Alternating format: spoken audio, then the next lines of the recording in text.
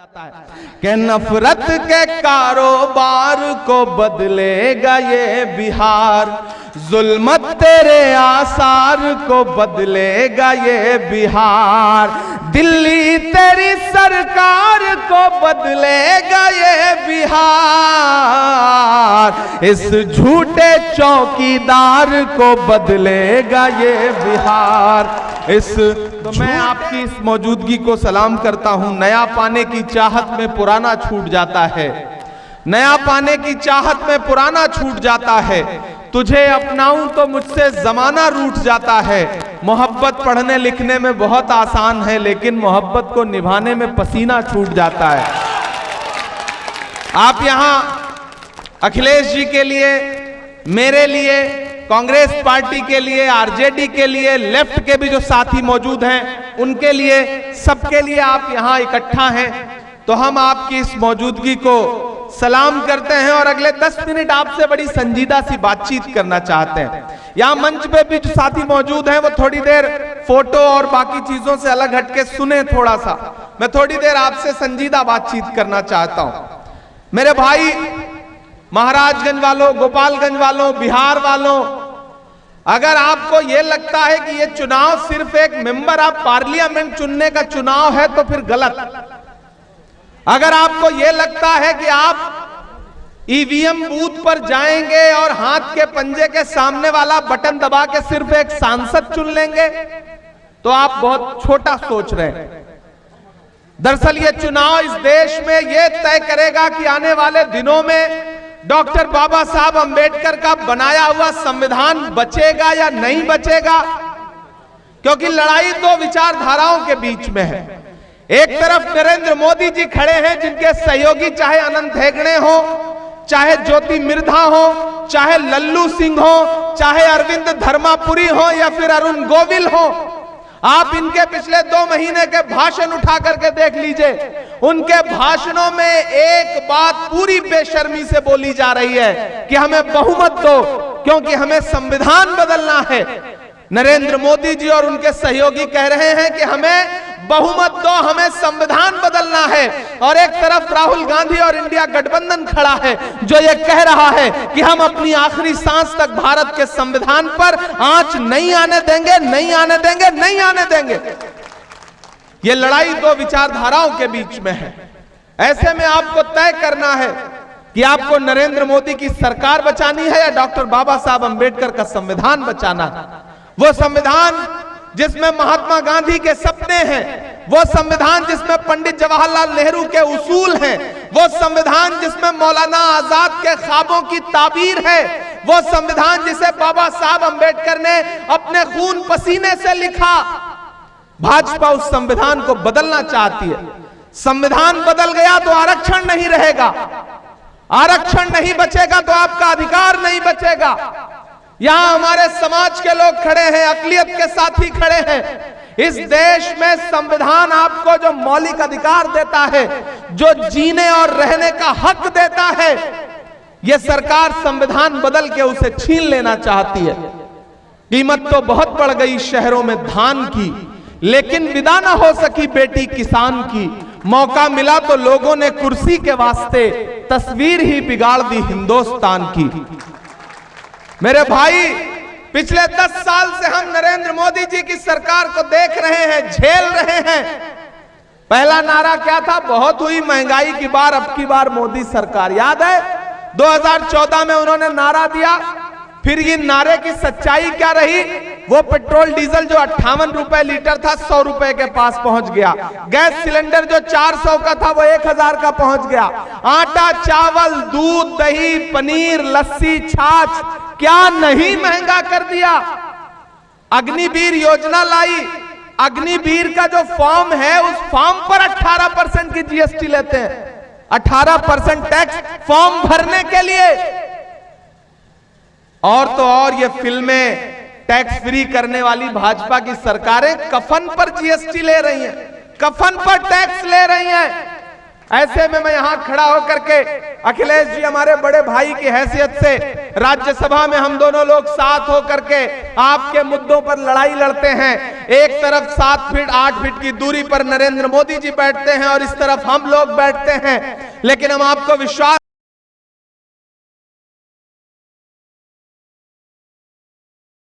गांधी खड़े हैं जिन्होंने अपना प्रतिनिधि बना करके आकाश कुमार सिंह को यहां से प्रत्याशी बनाया है। वो आदमी आपके लिए लड़ाई लड़ रहा है। इस देश में नफरत कम करने के लिए कन्याकुमारी से कश्मीर तक 4000 किलोमीटर चले राहुल गांधी। मौजूद थे हम और अखिलेश जी, मिन्नत भी मौजूद थे जब कन्याकुमारी में समंदर के साहिल पर 7 सितंबर 2022 को राहुल गांधी खड़े होकर के कह रहे थे कि मैं 4000 किलोमीटर चलूंगा, अपने पैर के छालों की परवाह नहीं करूंगा, सिर्फ एक नारा लगाऊंगा, नफरत छोड़ो भारत जोड़ो। नफरत के बाजार में मोहब्बत की दुकान खोलनी है। तो मुझे बताओ बिहार के अब मेरे अपने साथियों कि इस देश में नफरत का सबसे ज्यादा शिकार कौन है? हम हैं, आप हैं। किस चौराहे पर, किस ट्रेन में, किस सड़क पर कौन सी भीड़ हमको आपको लिबास देख करके मार दे, कोई अंदाजा नहीं लगा सकता। ऐसे में अगर इस मुल्क से नफरत कम होगी, मोहब्बत फैलेगी, तो सबसे ज्यादा सुकून किसको मिलेगा? हमको मिलेगा, आपको मिलेगा। और इस मुल्क में नफरत कम करने की लड़ाई कौन लड़ रहा है? राहुल गांधी लड़ रहे हैं। ऐसे में हमारा आपका फर्ज क्या बनता है? आप यहां तपती दोपहरी में 43-44 डिग्री टेम्परेचर में खड़े हैं। बहुत सारे साथी ऐसे हैं जो गर्मी की शिद्दत की वजह से ना आ पाए होंगे। मैं चाहता हूं कि सोशल मीडिया के जरिए, मीडिया के जरिए, आपके संदेशे के जरिए ये बात पूरे देश तक जाए। यहां माएं बहनें बड़ी तादाद में खड़ी हैं। मैं आप सबसे अपील करता हुआ ये कह रहा हूं कि इस बार लड़ाई बहुत बड़ी है। और अच्छी बात यह है कि गठबंधन बन गया है, इंडिया गठबंधन, जिसमें लेफ्ट के, आरजेडी के, कांग्रेस के सारे साथी मिल करके एक लक्ष्य बना करके आगे बढ़ रहे हैं। और वो लक्ष्य है भारतीय जनता पार्टी की सरकार को दिल्ली से हटाना और इंडिया गठबंधन का प्रधानमंत्री इस देश में बनाना। ये मकसद लेकर के हम सारे लोग चल रहे हैं। और आपको पूरी जिम्मेदारी से बता रहा हूं, मैं कांग्रेस पार्टी का स्टार प्रचारक हूं। अब तक केरल हो, उत्तराखंड हो, उत्तर प्रदेश हो, महाराष्ट्र हो, आंध्र प्रदेश हो, केरल हो, जम्मू कश्मीर हो, राजस्थान हो, बंगाल हो, बिहार हो, देश के लगभग सारे राज्यों में चुनाव प्रचार करता हुआ यहां पहुंचा हूं। ये टीवी चैनल वाले कुछ भी दिखाएं, इनके झांसे में मत आना। इस समय पूरे देश में बस एक नारा चल रहा है कि दक्षिण भारत में भाजपा साफ, उत्तर भारत में भाजपा हाफ। और बिहार से जो खबरें आ रही हैं वो तो और शानदार हैं। बिहार से भी यही खबर आ रही है कि बिहार में भी भाजपा गठबंधन साफ। और उत्तर प्रदेश जो उनकी सबसे बड़ी प्रयोगशाला है, मैं उत्तर प्रदेश से आया हूं। उत्तर प्रदेश में भी पैर के नीचे से जमीन सरक गई है। महाराष्ट्र से राज्यसभा का सांसद हूं। महाराष्ट्र में तो स्थिति यह हो गई है कि प्रधानमंत्री जी ने कोई मूर्ति आज तक नहीं छोड़ी होगी जहां जाकर के उन्होंने माल्यार्पण न कर दिया हो कि कुछ वोट मिल जाए। इसलिए मैं आपसे कहना चाहता हूं कि पिछले 5 दिन में प्रधानमंत्री का भाषण उठा के सुनिए आपको समझ में आ जाएगा कि ना तो बातों में वो जोश है, ना चेहरे पर वो तेज है, ना बॉडी लैंग्वेज पुरानी वाली है, क्योंकि पैर के नीचे से जमीन सरक गई है। उनका इंटरनल सर्वे है कि वो चुनाव हार रहे हैं। ऐसे में मेरे भाई, मैं जानता हूं कि 4 जून को जब रिजल्ट आएगा और दिल्ली में इंडिया गठबंधन की सरकार बनेगी, तो महाराजगंज लोकसभा क्षेत्र के जो साथी हैं, मैं चाहता हूं कि आपका प्रतिनिधित्व करने के लिए आकाश कुमार सिंह जैसा एक युवा साथी जो है वो पार्लियामेंट पहुंचेगा, तो हमारा प्रधानमंत्री बनना और आसान हो जाएगा। सरकार बनने जा रही है और इस सरकार बनने में अपनी भागीदारी जताइए। इसलिए मैं आपके बीच में अपील करने आया हूं। आपसे मेरा एक बड़ा जज्बाती रिश्ता है। इस इलाके से, इस एतराफ से मेरा बड़ा जज्बाती रिश्ता है। भले ही आपसे मुलाकातें कम होती हों, लेकिन एक गायबाना तारुफ है आप सारे लोगों से। तो मैं आपसे ये कहना चाहता हूं कि अगर आप किसी बहकावे में, किसी झांसे में, किसी मुगालते में आकर के वोट देने नहीं निकलते हैं या कहीं और देते हैं तो सीधा फायदा भाजपा को होगा। इसलिए मेरी आपसे अपील है कि झील में पानी बरसता है हमारे देश में, खेत पानी को तरसता है हमारे देश में, जिंदगी का हाल खस्ता है हमारे देश में, दूध महंगा खून सस्ता है हमारे देश में। यह लड़ाई बहुत महत्वपूर्ण है और ये भाजपा के लोग कोई भी भाषण करें, इनके सारे भाषण झूठे हैं। प्रधानमंत्री जी खुद बहुत झूठ बोलते हैं और उसका असर उनके तमाम नेताओं पर भी आ गया है। एक दिन पार्लियामेंट में खड़े होकर प्रधानमंत्री जी बड़ा जोर जोर से लगे बोलने, बताओ कांग्रेस वालों तुमने 70 साल में क्या किया। मेरा दिल हुआ कि मैं उठ के बताना शुरू कर दूं, तब तक अखिलेश भाई पलटे, बोले इमरान मत बताना, जो बताओगे ये उसको भी बेच देंगे, इनका काम सिर्फ बेचने का है, मत बताना। तो 10 साल में सिर्फ बेचने के अलावा कुछ नहीं किया। मैंने सुना है आज प्रधानमंत्री जी आए हुए हैं और कांग्रेस से 70 साल का हिसाब मांग रहे हैं। मैं तो यहां खड़ा होकर कहता हूं, अरे जो सरकार अपना चलाया हुआ 2000 का नोट 7 साल नहीं चला सकी, वो हमसे 70 साल का हिसाब मांगती है। जो सरकार अपना चलाया हुआ नोट नहीं चला पा रही है, वो देश क्या चलाएगी। किसी झांसे में मत आइए। कांग्रेस पार्टी क्या कह रही है उसका मैनिफेस्टो पढ़िए। मेरा सौभाग्य है, मेरी खुशनसीबी है कि मैं उस मैनिफेस्टो कमेटी का सबसे कम उम्र का सदस्य हूं। मैंने बनाया है उस मैनिफेस्टो को, इसलिए पूरी जिम्मेदारी से यहां कह रहा हूं। वो मैनिफेस्टो कह रहा है कि 4 जून को हमारी सरकार बनाइए और 15 अगस्त से पहले इस देश के 30 लाख बेरोजगार नौजवानों को एक साथ नौकरी देंगे।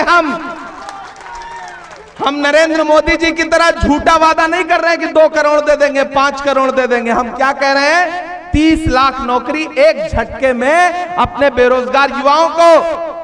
यहां माएं बहनें खड़ी हैं, सुनिए, जो सबसे जरूरी बात है, जो सबसे क्रांतिकारी बात है, वो मैनिफेस्टो कह रहा है कि जैसे ही हमारी सरकार बनेगी वैसे ही हर गरीब परिवार की महिला के अकाउंट में डायरेक्ट 1 लाख रुपए सालाना मिलेगा।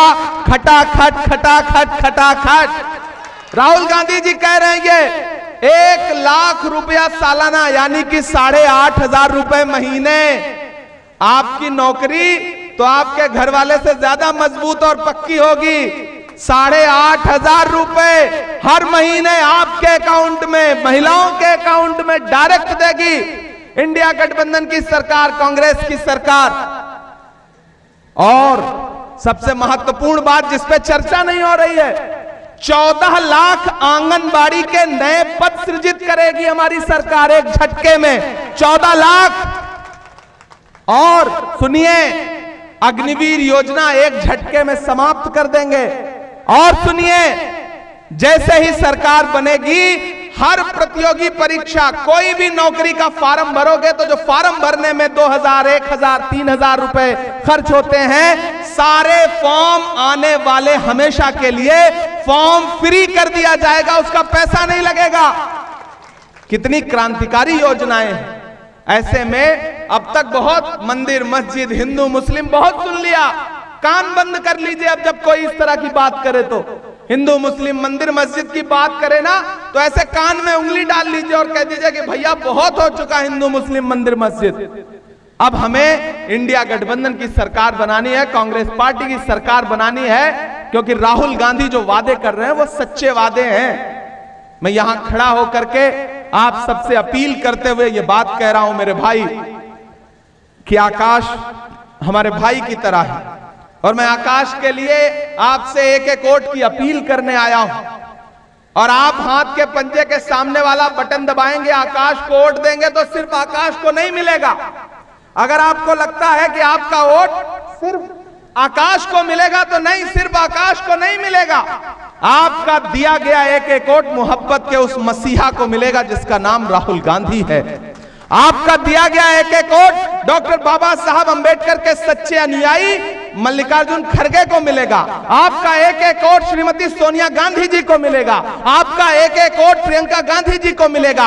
आपका एक एक वोट लालू यादव जी को मिलेगा, तेजस्वी यादव जी को मिलेगा। आपका एक एक वोट हेमंत सोरेन को मिलेगा। आपका एक एक वोट अरविंद केजरीवाल को मिलेगा। आपका एक एक वोट हमारी जो लेफ्ट पार्टी है उनके सहयोगियों को मिलेगा। और तो और आपका एक एक वोट जो आकाश को आप देंगे वो इमरान प्रतापगढ़ी पर आपका पर्सनल एहसान होगा। मैं चाहता हूं कि आने वाले दिनों में जब महाराजगंज लोकसभा क्षेत्र के निवासियों के लिए पार्लियामेंट में लोकसभा में खड़े होकर के आकाश लड़ाई लड़े, तो फिर राज्यसभा में खड़े होकर के इमरान प्रतापगढ़ी और अखिलेश जी दोनों लोग मिलकर लड़ाई लड़े। आपके लिए तो ऑफर बहुत अच्छा है, एक जिताइए साथ में दो फ्री पाइए, एक के साथ दो फ्री, एक सांसद लोकसभा का जिताइए, एक वोट दोगे तो 3 सांसद मिल रहे हैं। इससे अच्छा ऑफर तो देश में किसी लोकसभा में किसी के पास नहीं है, इससे अच्छी अपॉर्चुनिटी कहीं नहीं है। तो मेरी आपसे गुजारिश है कि आकाश को जिताइए। आकाश आपके लिए लड़ेंगे, आपका काम करेंगे। वो काम नहीं करेंगे, मुझ तक आना, मैं लड़ूंगा आपके लिए। मुझ तक ना पहुंच पाना तो अखिलेश भाई से लड़ना। तो आपके पास तो कई रास्ते हैं अपनी बात रखने के लिए। मैं आपसे अपील करने आया हूं मेरे भाई कि इस चुनाव में घरों से बाहर निकलिए, क्योंकि सच मानिए ये चुनाव बहुत महत्वपूर्ण है। मैं पिछली तकरीबन 20-22 रातों से सोया नहीं हूं। परसों रात में राहुल जी के लिए रायबरेली में सभा कर रहा था, कल दिल्ली में चांदनी चौक में सभा कर रहा था, आज यहां खड़ा हूं, कल रांची रहूंगा, परसों पुरुलिया में रहूंगा, बंगाल में, पूरे देश के अलग अलग कोने में जा रहा हूं।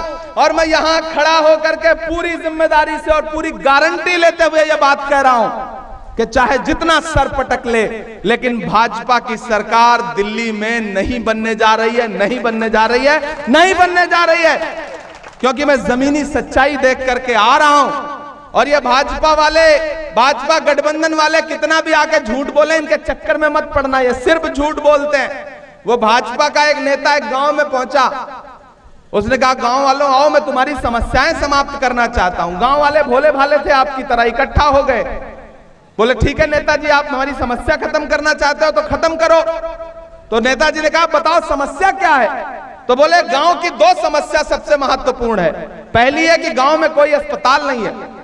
तो भाजपा के जो नेता थे, मंत्री थे, उन्होंने अपना मोबाइल निकाला, पता नहीं कहां नंबर मिलाया और लगे डांटने कि इस गांव में हॉस्पिटल कैसे नहीं है, मैं यहां मौजूद हूं, कल तक यहां पे अस्पताल खुल जाना चाहिए, डॉक्टर आ जाने चाहिए। ये कहकर के उन्होंने फोन जो है जेब में रख लिया। फिर बोले देखो गांव वालों, मैंने तुम्हारी पहली समस्या खत्म कर दी, दूसरी बताओ। तो गांव वालों ने कहा साहब हमारी दूसरी समस्या यह है कि इस गांव में मोबाइल का कोई नेटवर्क ही नहीं है। यह है भाजपा की राजनीति।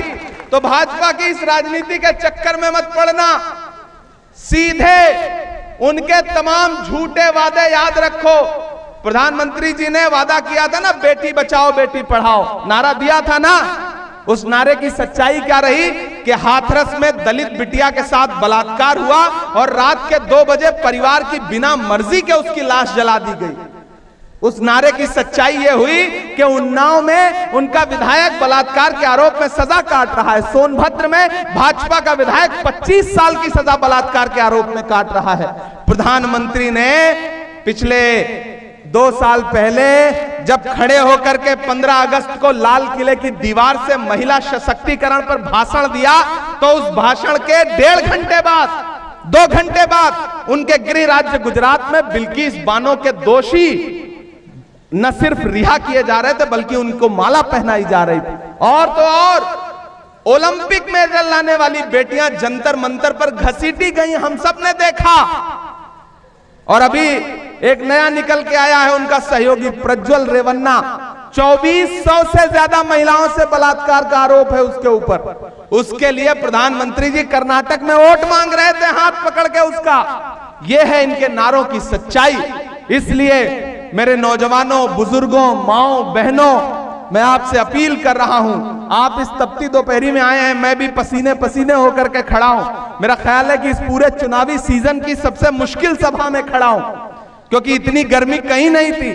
अच्छा ये बिहार है, बिहार की अपनी गर्मी है, ये अच्छे अच्छों की गर्मी उतार देता है, इसका अलग फ्लेवर है। तो मुझे पूरा विश्वास है कि बिहार इस बार ये जो दिल्ली की गर्मी है ना, दिल्ली वालों की जो गर्मी है, सियासी गर्मी, उसको उतारने का काम करेगा। मैं तो 4 पंक्तियां पढ़ता हूं हमेशा बिहार को लेकर के कि नफरत के कारोबार को बदलेगा ये बिहार। ठंडे हो गए, थक गए, पसीने से डर गए?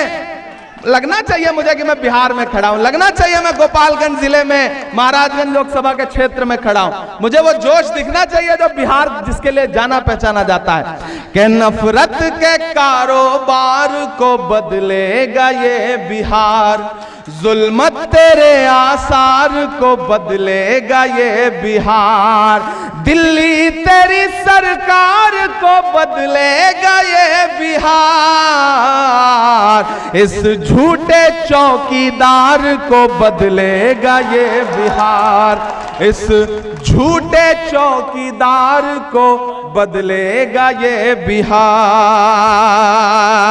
एक कवि को, एक साहित्यकार को देश के मुखिया को झूठा क्यों कहना पड़ रहा है? कभी सोचा है आप कितना मजबूर होकर के मेरे कलम ने उन्हें झूठा लिखा होगा?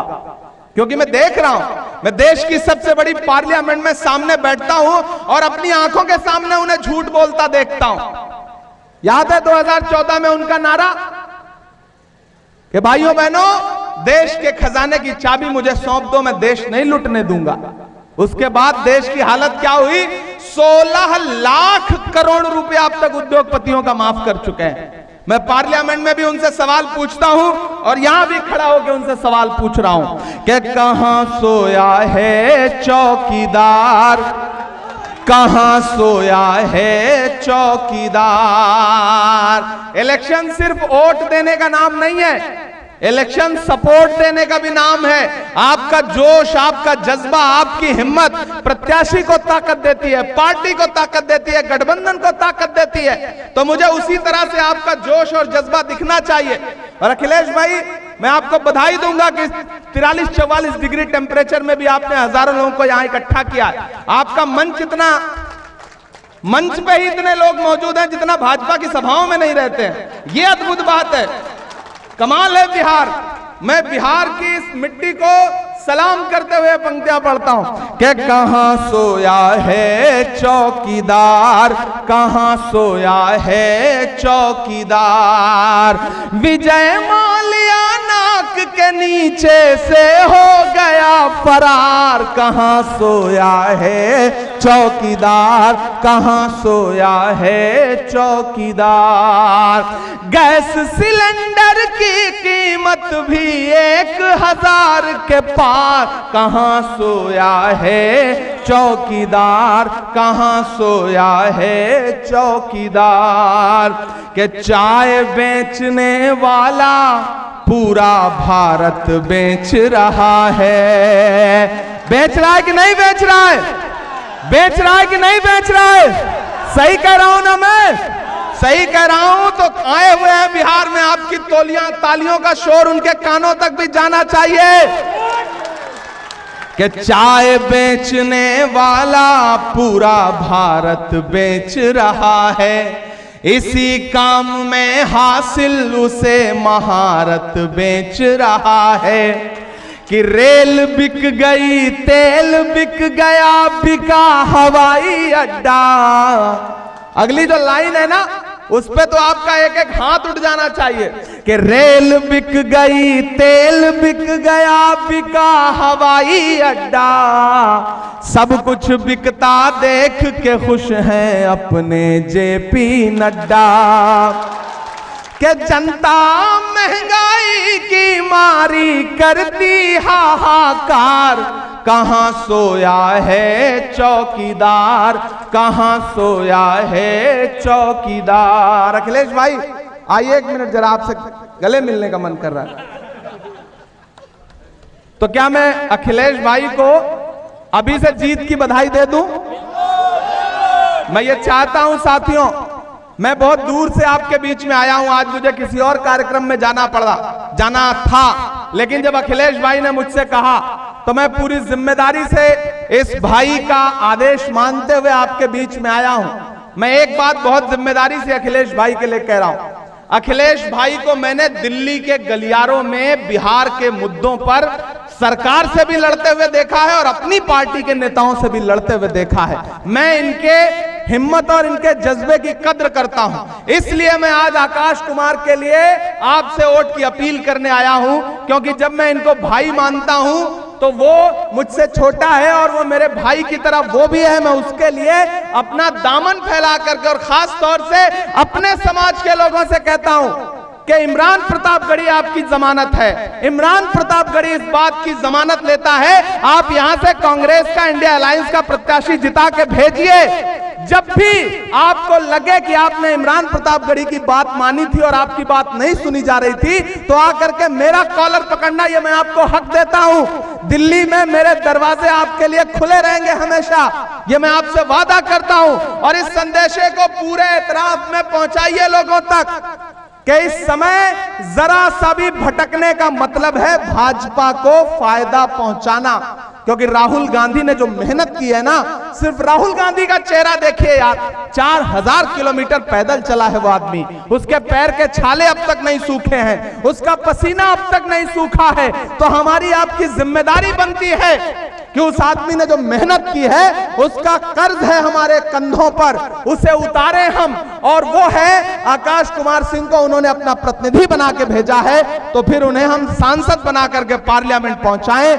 बहुत शुक्रिया अदा करता हूं। एक वादा आपसे करता हूं, 4 जून को रिजल्ट आएगा तो मेरी नजरें महाराजगंज लोकसभा पे होंगी और आपने आकाश को जिता करके पार्लियामेंट भेजा, तो मेरा वादा है आपसे कि 4 जून के बाद एक बार फिर आऊंगा आपका शुक्रिया अदा करने के लिए, जीत का जश्न मनाने के लिए। मैं चाहता हूं एक एक हाथ उठा करके हमें विश्वास दिलाइए, हमें यकीन दिलाइए कि आप सारे लोग आकाश भाई के लिए खड़े हैं, अखिलेश जी के लिए खड़े हैं इस चुनाव में। आज से इस चुनाव को अखिलेश सिंह बन के लड़िए, इमरान प्रतापगढ़ी बन के लड़िए, राहुल गांधी बन के लड़िए। बहुत शुक्रिया।